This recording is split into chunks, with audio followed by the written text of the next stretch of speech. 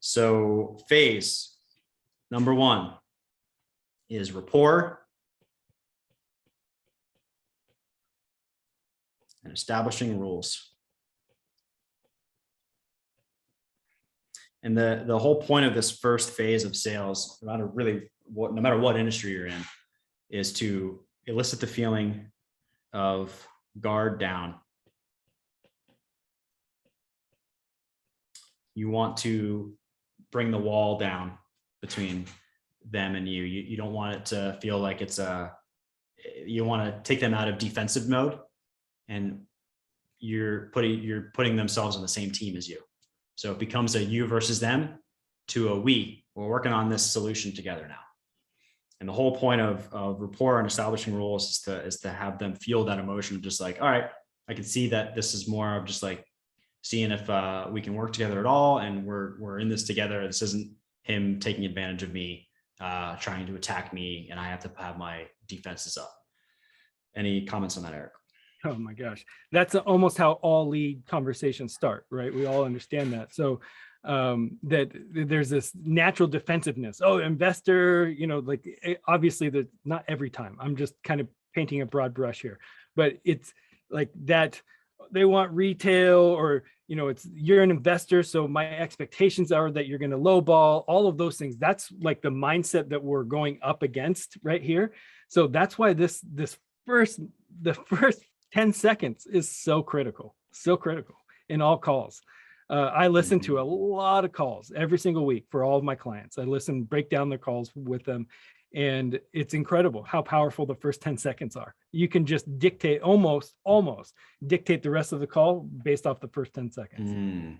It's incredible. So there's got to be some chit chat. There's got to be some banter, but I think the key here is also establishing the rules and expectations, right? Yep. Yeah. So it's, and this is the first spot where you want to start establishing posture, right? So you can ask questions that obviously lead to yeses or nos, depending on the side that you're jockeying there, but predetermined answers. Like you're going to ask a question that elicits the answer that you already know. Okay. So are you interested in selling your house? Is that something you want to do? You're open for it. Is that right? It sounds like you're open for it. We're talking. Is that right? Okay. So, and you can just start going down the process right from there, but you want to quickly establish rapport and let them know that there's more to come, right? That we're setting the expectations. Okay. So once we've done that and we've let their guard down, and we can tell just by their language and body posture that they're ready for a conversation. Yep. And so at that point, they're going to enter what I call the why me, why now phase. Why me? Why now? Why are we having this conversation, Mr. Seller? And the whole point of this is to just get them motivated and clear about why they're on the phone with you to begin with, right? This is when they start to kind of sell themselves and why they want to sell their house. Right, Eric? Yep. So it's why me, why now on both sides of the table, right? They're wondering like, why are you calling me and why now? Why are you calling right now, right? And we need to establish that on both sides. Like, okay, so the reason why we're calling, right? So oftentimes you'll hear people reference themselves as an investor. Oh, we're a local investor looking to buy another property. Like you may as well just say you're the boogeyman, right? This is where that happens. Oftentimes people don't even understand. Okay. So it's a big difference between that and, hey, we just bought a house down the street and we're looking to buy another one by the end of the month, seeing if you'd ever consider selling. Okay. We're relevant. We're local. We're right here. We just bought one of your neighbors. Okay. Or something like this. Hey, we're buying in your city. Hey, we're actively buying in your area. Ever thought about selling? That's it. Like being very, very clear, but straight to the point is really, really important. And so the next phase is just the current situation.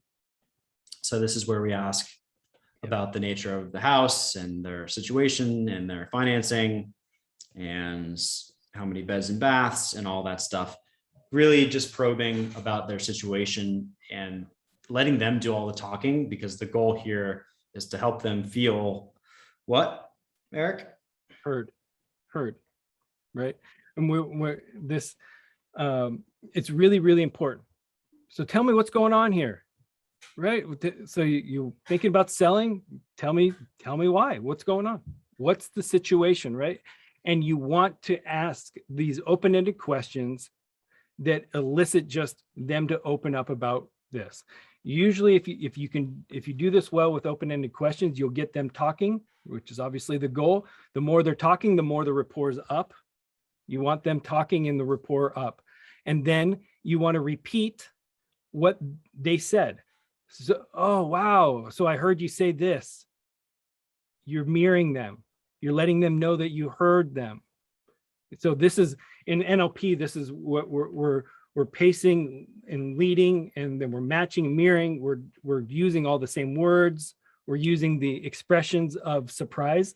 People love the element of surprise. If you want to see rapport go up, start infusing just a little bit of surprise reactions to any conversation you're in. The rapport starts going up. It's incredible, where you can just see it right on the map. So you start inserting the element of surprise all the way through this. Things like, no kidding, wow, that sounds great. I haven't seen that before. You know what? I did the same thing. These are all element of surprise. Tonality changes, connection happens. It's incredible. Yeah, and a good clarification question, Preston, is this the lead manager conversation? And I said, this is designed for the closing appointment conversation.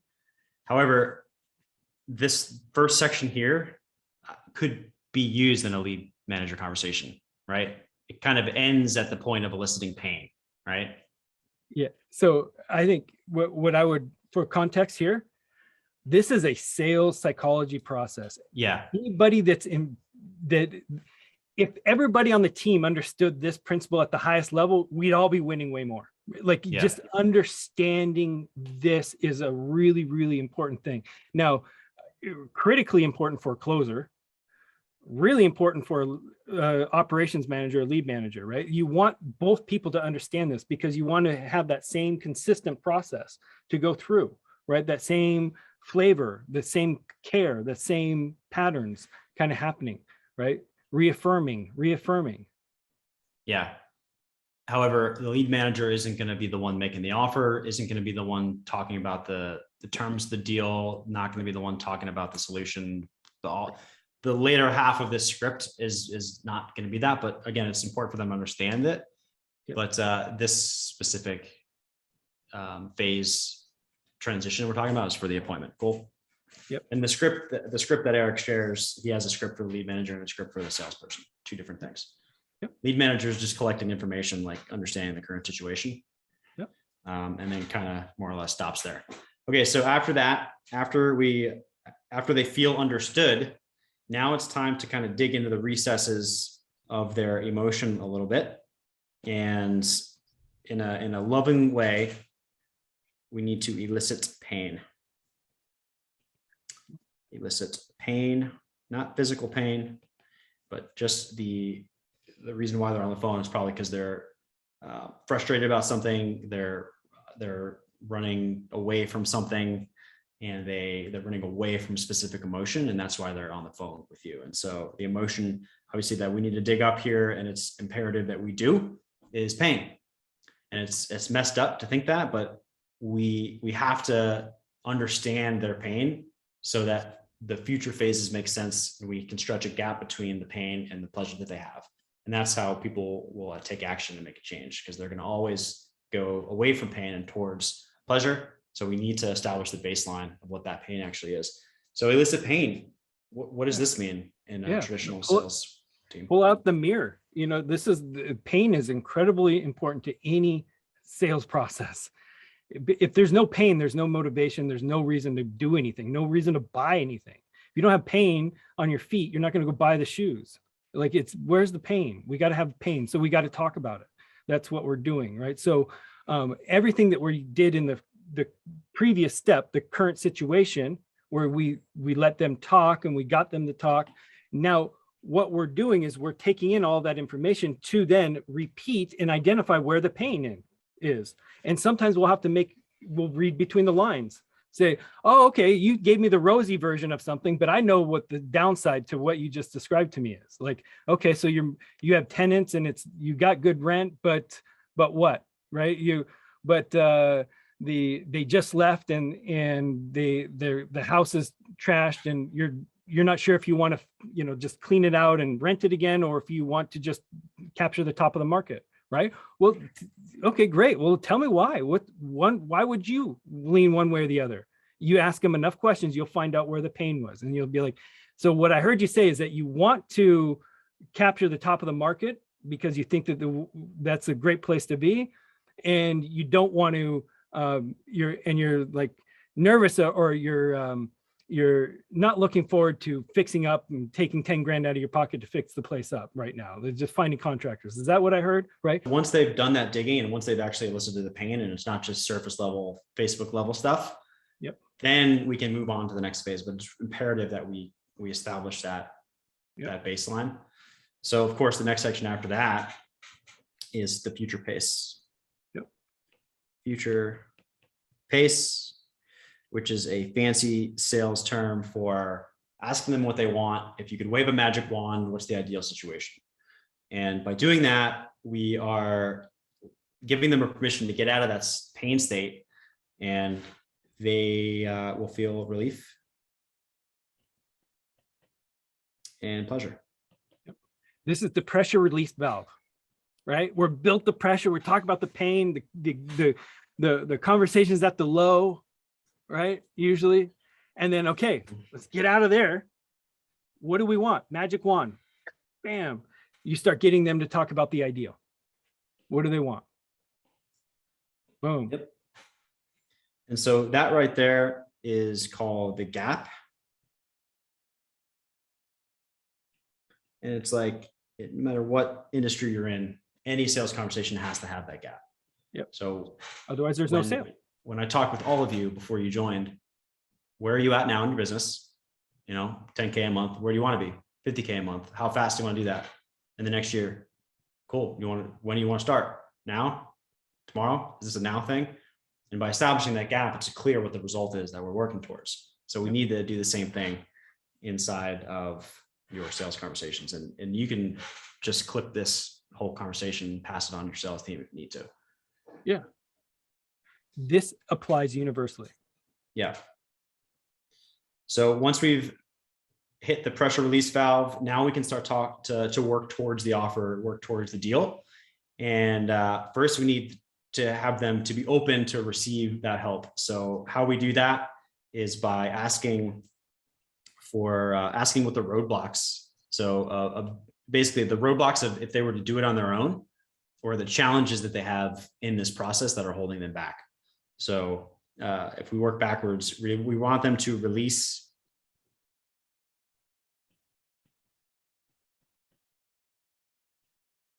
or admission, call this. We want them to admit. So a lot of the folks that I talk with, for instance, why not just keep doing this? Why not stay on the path that you're currently on, right? And by saying that, basically, it's just like, well, I guess, or rather, what are the roadblocks? Like what's preventing you from doing this on your own? Well, I guess me, right? I'm in my own way. Boom, they've admitted to the problem. They've released any sort of egoic reasons for, in this case, selling their house. And this puts you in the perfect setup for the rest of that. So if you think about the human emotion here, it's like self-admission or release. And so the phase of that is just like, what's holding you back, right? This is where we make price irrelevant. Yep. Okay. This is where we make price irrelevant right here. It's not about the price. It's about what? The outcome. So this right here in the sales process, this is when we're taking the price and we're pushing it aside. Because now we established a pain. We established where they want to go. Magic wand it. Okay. So if we could make that happen, do we have a deal? If we can get there, if we can get close there, right? Yep. And this is kind of married to the next phase, which is where we ask, like, do you want to just do you want things to be the same how they are? You just want more of the same? Or, and if not, by when do you want to fix that? So it's more of just like understanding their commitment level. So I call this phase more of the same. Mm-hmm. And the emotion here is commitment. It's getting them to the point where there's no other option here than to work with these guys. You get into the, I got to do something here emotion, then you can ask for permission to help. Would you like to hear how we can help? Would you like to hear how we work with our clients in these situations? Are you open for that? Is that something you'd like? And you almost always get a yes. Well, sure. Okay. That's them opening the door for you. What's the problem though, if people like skip all of this and they just go right here? Yeah. They just and go start right to say, hey, yeah, you wanted to hear about how we work with you? Here's the process. Just jump right into the next phase here. Yep. Which is just the process. Yep. You can, and you will get a result, right? Yeah. It just won't have nearly the depth that it could have. And the depth, this is all the rapport, understanding the current situation, the future, that is the glue that keeps transactions together. It's just all about this gap at that point. You can always refer to that. That's the human behavior component that's going to be everlasting throughout the transaction. But yeah, so once you got the curiosity and they said yes, then you can describe the process, obviously, and the emotion we want them to feel there is informed. Yep. Confident. Certainty. We have a process. We do this all the time. I'm here with certainty that I can help you with this. Because confidence transfers. Okay. This is when you're grabbing their hand and you're pulling them out of the mud. And it's at that point that you make your offer. Yep. And there's all sorts of ways you can do that, right? You get them to come up with the number. You can give the 3 options. There's no shortage of ways to do that, which we can talk about. But that's when we can actually start to get into the nitty gritty of the offer. And we want them to feel ready. And we want them to feel trust that offer is the right move for them. And sales is simply the process. Any script really is the process of taking people through this range of human emotions in this order. And it really is not like so cut and dry that it has to be like this, then this, then this, then this, then this, then this, then this. The reality of it is it's more of a dance, right, Eric? Exactly. And that's why there's no script that's ever going to account for the nuance. You have to understand just human conversation, what the result of the emotion is that you're trying to elicit. That's how you can create the dance with the questions. That's why this needs to be studied. This isn't exactly, this is not a surface level anything. The better you are at this, the faster you can do it, but the more powerful it is.